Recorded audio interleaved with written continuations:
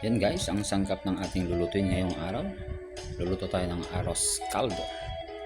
Yan yung manok, sibuyas, bawang, luya, meron ding nor cube at paminta.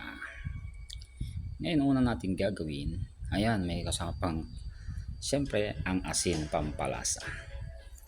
Ayan, maggisa-gisa na nga tayo diyan. Maglagay na muna ng mantika at painitin natin bago natin ilagay ang bawang, sibuyas at luya.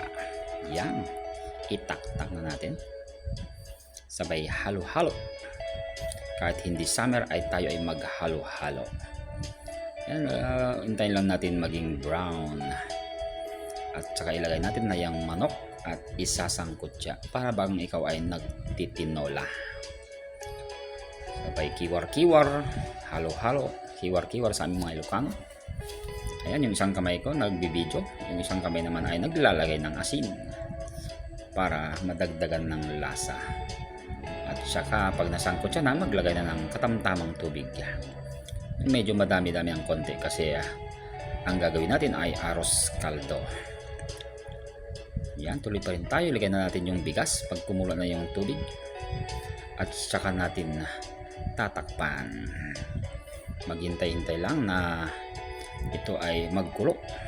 Ayan, silip-silip lang natin. Nasa sa inyo na guys kung dagdagan nyo pa ng tubig. Kung masyadong malapot para sa inyo ay pwede kayong magdagdag ng tubig.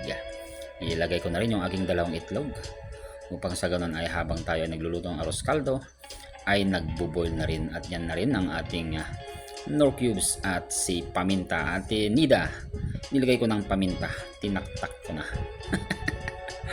At yun ang asin, konting asin lang. Huwag naman masyadong madaming asin, baka maalat ang ating luto. At ayan na ang ating finished product. May dalawang itlog, arroz caldong mainit-init pa. At saka natin titikman na ngayon kung ito ay masarap. Lasapin natin ang sarap ng ating nilutong arroz caldo guys. Siyempre kailangan hipan ng konti upang hindi tayo mapaso. At yan guys, salamat po sa inyong panonood sa aking long form video.